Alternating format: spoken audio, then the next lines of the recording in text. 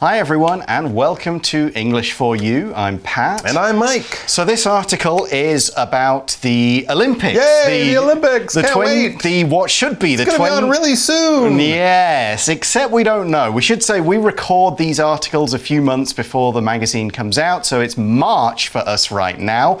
So at the moment we don't know if there is going to be the Olympic Games this summer in Japan or not. So maybe it will be postponed by the time you guys hear and see this. Fingers crossed Who that knows? everything's fine and we're just worried now about things that we don't need to be worried about. That would be great. But Japan has been preparing this for a while, so a lot of the preparations, anything we talk about, will still happen, whether it's this summer, whether it's next year, or whenever.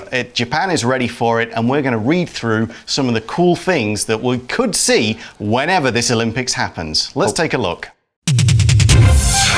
Reading. Tokyo Olympics take the Games into the future. The Olympics come to Tokyo next month, the fourth time Japan has hosted the Games.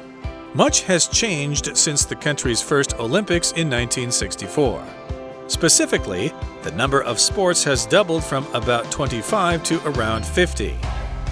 Baseball, badminton, and table tennis are just a few of the events that have been added over the years. The range of sports continues to grow. New to this Olympics are urban sports like skateboarding, sport climbing, and 3-on-3 basketball. These were included because Olympics organizers consider it necessary for the Games to appeal to younger audiences. However, some critics say that adding unusual sports reduces the quality of the Olympics. As evidence of this, a number of athletes had to be cut from traditional sports to make room for the new events. Athletics, weightlifting, and wrestling will have fewer competitors as a result. However, some other additions should be welcome. Karate, in particular, is a fitting sport to include this year, given that its roots are in Japanese culture. It's expected to draw huge crowds. In aquatic sports, surfing will come to the Olympics for the first time. By embracing such change, the Tokyo Summer Games will surely encourage a new generation of fans to cheer for their countries. So the article begins and says, the Olympics come to Tokyo next month. Hopefully, the fourth time Japan has hosted the Games. So here we're using the word host as a verb. To host something means to organize an event and have it in your place, basically, whether your place is your house, your place is your area, your city, or your country. So if Japan is hosting the Games, or Tokyo is hosting the Olympics, that means everyone will come to Tokyo for the Olympic Games. It will be organized by the people and the leaders of Tokyo and Japan. People in Tokyo will be going there. That's where you'll see all the events. They are the hosts, if we use it as a noun. Here it's a verb. They're hosting it. Here's another example. John will be hosting a party for his girlfriend's 25th birthday. So he'll be saying, come to my house or maybe our house and we'll have the party for her here. There you go. It's a big job to host something. Not only are you planning it, organizing it, telling everyone about it, you're also paying for it, probably. And of course, when the people come, you will be sort of the leader of the party. You welcome people in, you let them feel comfortable, get them a drink, that kind of thing. So it's a big job to host something, especially something where the whole world is invited, like the Olympics or the World Cup or something like that. Now let's look back at some of Japan's history. As we mentioned with the Olympics, they've had it 3 times already, and this will be the 4th time. It says much has changed since the country's first Olympics in 1964. That's right, they had the Tokyo Olympics back there in 1964. That obviously was a long time ago, so much has changed. A lot of things are different now. And we see that specifically, the number of sports has doubled from about 25 to around 50. Wow. We use specifically to give a real example, not just to say in general. We mean take a look at this point, this fact. That's what we're going to concentrate on. So there's now 25 more sports. That's crazy. Let's look at some of these newer sports. Baseball, badminton, and table tennis are just a few of the events that have been added over the years. Badminton's been in there for a while. Baseball was in the Olympics, then out of the Olympics, and then back in the Olympics. So some of them change. Some of these are familiar sports you would expect to see in the Olympics. Badminton, things running like and that. stuff. Well, absolutely, you'll have those ones. But even some of these, like badminton, that's expected. You know? But there are some other ones that might surprise you. Yeah, they tend to change every year based on who, if it's a baseball-loving country, they'll put baseball in it because it will get big crowds. If the city hosting the Olympics is on the coast, they might have more water events because they've got the sea right there, and other things like that. We'll look at the reasons why some sports get added now, because we see that the range of sports continues to grow. So the range of sports means the different kinds of sports, so they keep adding new and different things. So let's look at some. Right, because sports change, styles change, things that are popular change over the years. So they are also always adding sports that maybe young people are getting into now that they weren't doing 20 years ago or more than that. It says new to this Olympics are urban sports like skateboarding, sport climbing, and 3-on-3 basketball. So urban sports, things that people who live in the city, and of course most people in the world live in cities, they will play these because urban, this adjective just relates to cities and built up areas. Areas with lots of people in them, buildings all put together, you have lots of cars and trucks and trains and stuff like that. The opposite would be a rural area, R-U-R-A-L. That's the countryside. In the rural area, you'll find big parks, forests, farms, things like that. In an urban area, you'll find airports and skyscrapers and big buildings and lots of people in a built-up, crowded area. A city, in other words. So we've got skateboarding, which you really need streets and kind of ramps and stuff to do. Urban basketball, 3-on-3 for smaller spaces, and sports climbing, so going up walls that are in cities rather on mountains, things like that. But why are these in this Olympic Games? Well, Mike kind of mentioned the reason. We see these were included because Olympics organizers consider it necessary for the Games to appeal to younger audiences. So it's down to the organizers. Absolutely. And the organizers in this case are sort of like the hosts, the people who plan the games, put them on, or invite all the different countries. They'll have to build a lot of new buildings, for the athletes to stay in and places to do the sport. But basically an organizer is the person or the people, the group of people who are in charge of something. They have to make up a plan, they have to get the money, they have to make things happen, have a schedule, and hopefully the day it's supposed to open, the organizers have done all the work they need to do and they'll be ready to go. So in that sentence, we said the organizers considered it necessary to add some of these sports. And this is today's grammar point. If you consider something necessary, this means you think something is necessary. And we use patterns like this to show what someone thinks, believes, feels, and so on. We consider it necessary, we think it necessary, we believe it necessary to do this. There are other verbs and phrasal verbs you can put there as well. So think, believe, feel, consider, regard, so on. Notice that in this sentence pattern, we don't use a be verb. We just omit it. We say we consider it necessary to. We don't say we consider it is necessary to. We get that be verb out of there. Now here in this sentence, we're using what's called a dummy pronoun, the word it. Now in this sentence, this pronoun doesn't stand for anything. It's not representing another noun, but it does help make this a complete, sensible sentence that doesn't look as though something's missing. So here's another example. The boss considers it important for all employees to be at work on time. This is what the boss thinks, this is what he considers is important, but we're using it as the dummy pronoun. It just kind of means the whole general idea. And what they consider is important is adding these sports to appeal to younger people. Sure, absolutely. The Olympics, of course, is something that they want people to watch, either there in Tokyo or on television all around the world. And if you want people to watch something on TV, you have to appeal to those people or have things that appeal to those people, that attract those people, that are attractive to them, that are interesting to them. Things that people might like are things that might appeal to people. For example, the company hopes this new style of running shoe will appeal to lots of people. They hope lots of people will like this new style of running shoe. And they think they want these games to appeal to younger audiences. Now, the word audience is people who watch a performance. This could be a movie theatre audience, could be a play, but an audience can watch sporting events as well. Note that normally audience is a uncountable noun. We'd say the audience was happy. A small audience, exactly. A large audience. Exactly. But if there are multiple different groups of people watching multiple different events, then we can make it countable and put an S on. So if you had a play going 4 nights, each night would have a different audience. So we'd say, oh, audiences, meaning all 4 of these, have been good. That's when we can use it with an S, like we did in the article. Here's another example sentence.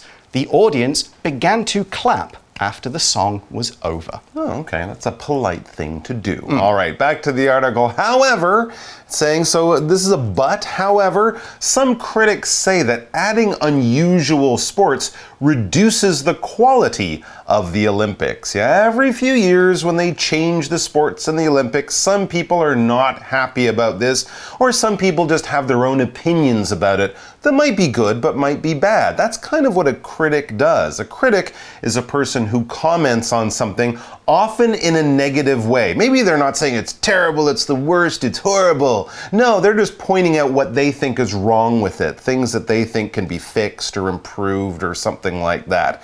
We can actually talk about a critic as kind of a job. This is someone who knows about something and gives their opinion. They could like it, they could not like it, but they have an opinion that has a little bit of education behind it. But if we're talking about something where people are saying it's not so good, we could also use this term critic, because a critic is kind of saying, well, this is not so good, that could be made better. So, you can't make everyone happy all the time. That's the basic point. So they think this whole adding of sports, critics don't like it. They say it's kind of affecting the other sports. They're saying, what does it do? Or like, why do we put skateboarding in there? It's supposed to be for fun, and it's not like an organized sport. This isn't something the ancient Greeks would have done in the original Olympics. But the critics have got something to back up what they think. They say, as evidence of this, a number of athletes had to be cut from traditional sports to make room for the new events. So they're saying, well, we maybe can't have as many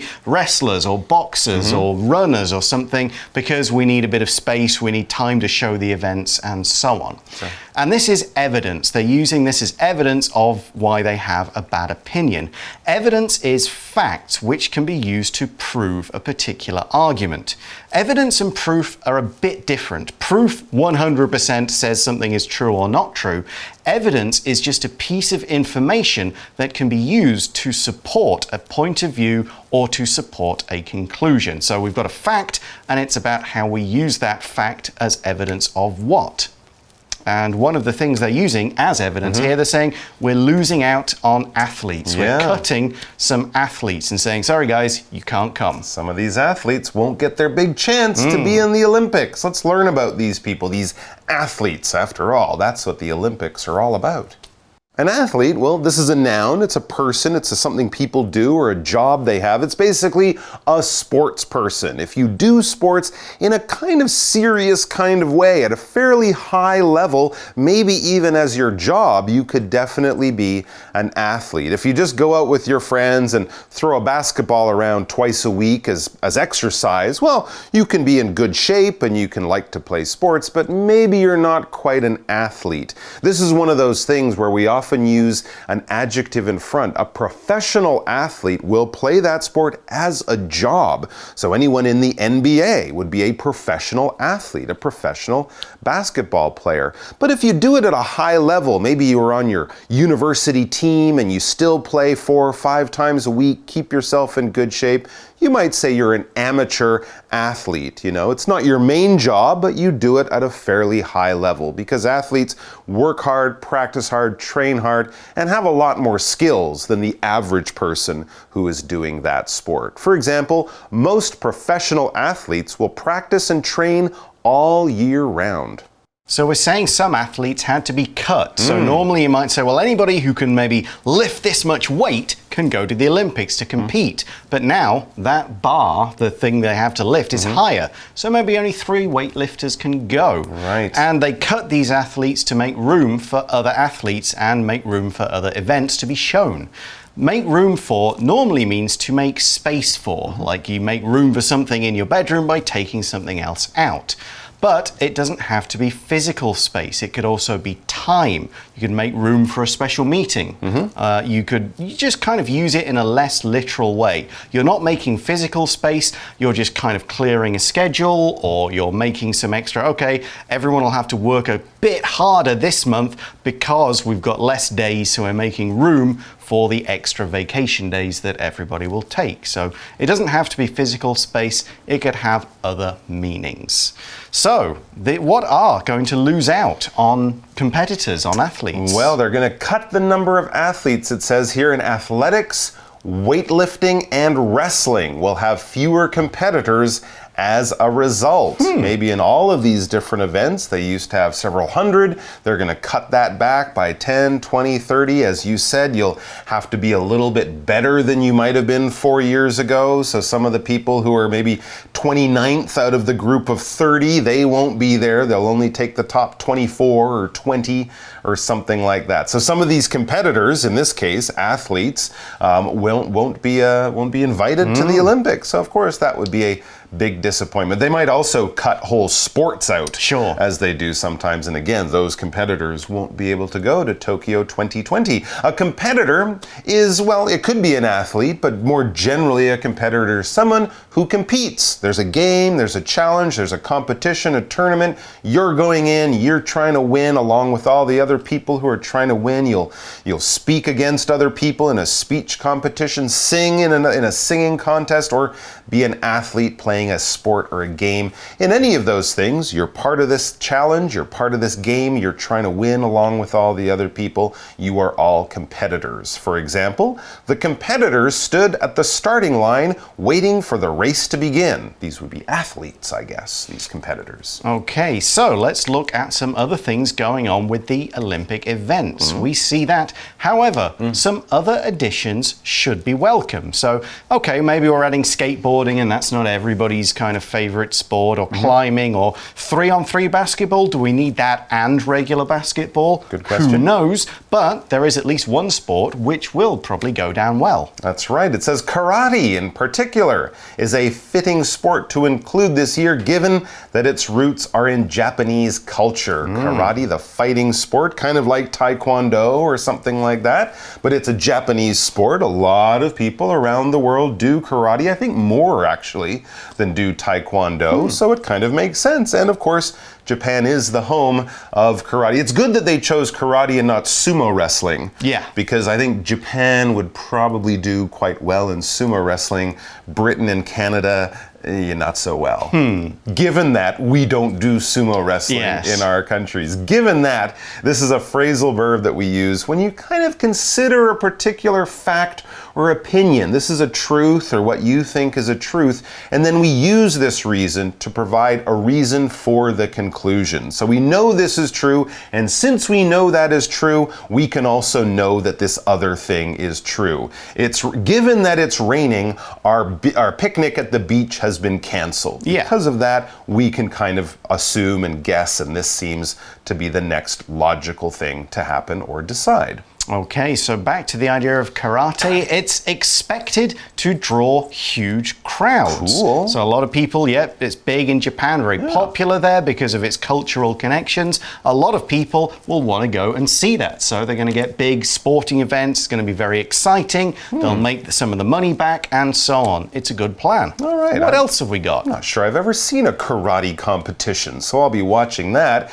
And then in the pool or in the water, in aquatic sports, sports, surfing will come to the Olympics for the first time. Very interesting. Yeah, they have professional surfing. We call that an aquatic sport because anything aquatic involves the water.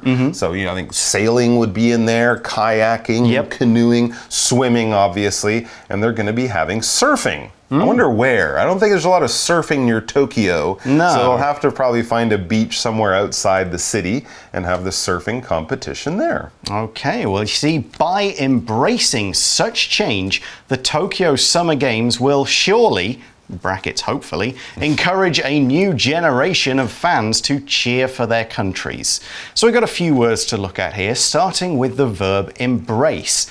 To embrace in this case means to happily include something as part of a whole, to kind of accept this change or belief in a very welcoming, like, we're pleased to have you, we're pleased to include you. So the Olympics is embracing these new sports, it's saying, hey, come and be part of the Olympics, join in this big world festival of sport, come and, show what you can do to a whole world, that kind of thing. They're embracing this new sport. Great. What else have we got from that sentence that we need to take a look at? All right, and we have this word generation. Yeah, we often talk about this, about how things change over time, especially things that people like change over time because the generations change. What is a generation?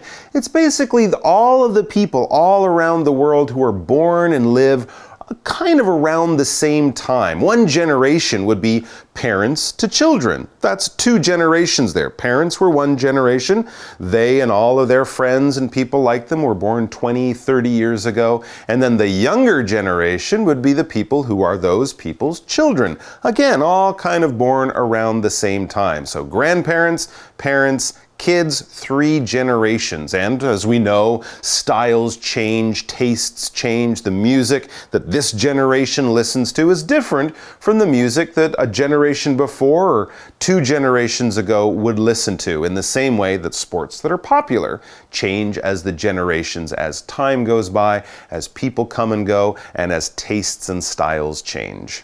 And so these different generations of fans will cheer for their sporting heroes, their teams, their favorite runners, and so on. To cheer means to yell, to shout, even to sing in support of someone or something. We can use it to mean like actually at a stadium, everyone's really shouting and cheering and yelling. We can kind of use it in a less literal way to mean that people are happy and welcome. We cheered this decision by the government. We thought it was great, that kind of thing. Here, of course, we're really using it more about saying, come on, you can win, run faster, yeah, get in there, and all of those types of things you'd yell during a sporting contest. Here's an example. The fans cheered when the singer came onto the stage. So they would have all went, yeah, it's that guy, woohoo! So that is, all these new sports is one change that we're going to see in the Olympics, hopefully, when they go ahead. We've got some more to talk about tomorrow, but right now, let's go to our For You Chat question.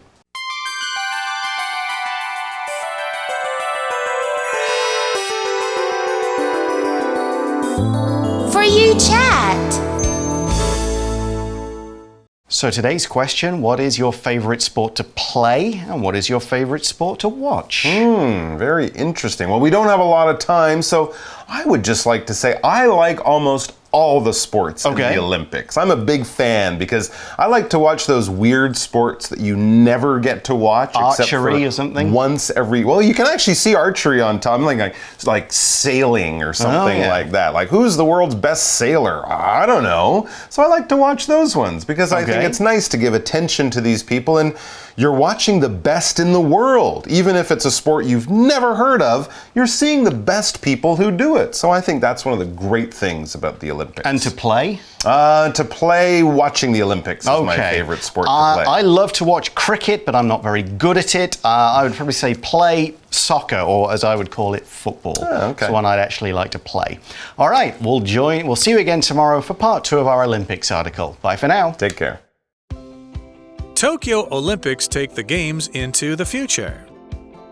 The Olympics come to Tokyo next month, the 4th time Japan has hosted the Games. Much has changed since the country's first Olympics in 1964. Specifically, the number of sports has doubled from about 25 to around 50. Baseball, badminton, and table tennis are just a few of the events that have been added over the years. The range of sports continues to grow. New to this Olympics are urban sports like skateboarding, sport climbing, and 3-on-3 basketball. These were included because Olympics organizers consider it necessary for the games to appeal to younger audiences.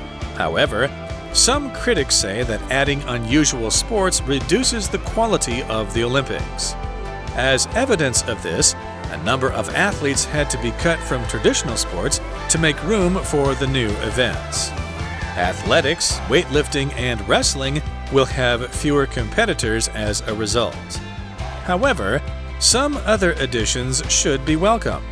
Karate, in particular, is a fitting sport to include this year, given that its roots are in Japanese culture.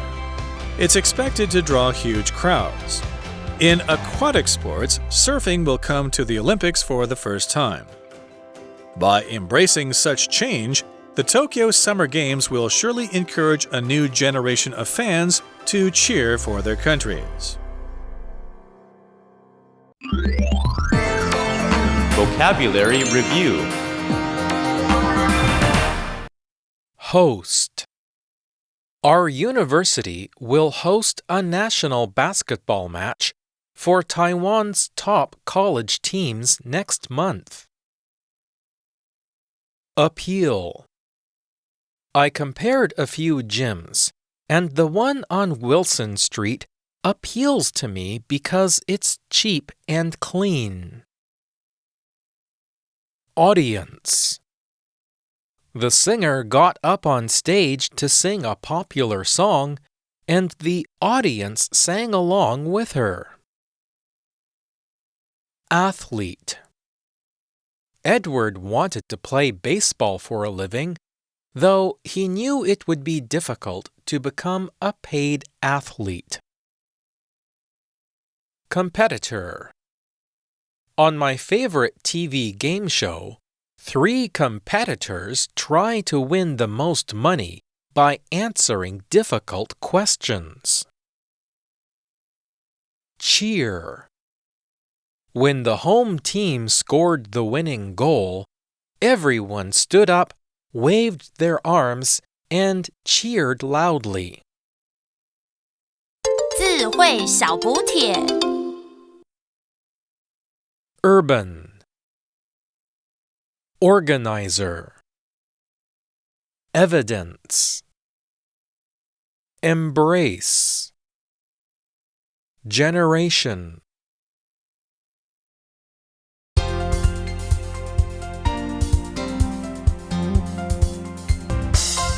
以上节目是由活用空中美语制作，活用空中美语杂志，请洽询全国各大书店。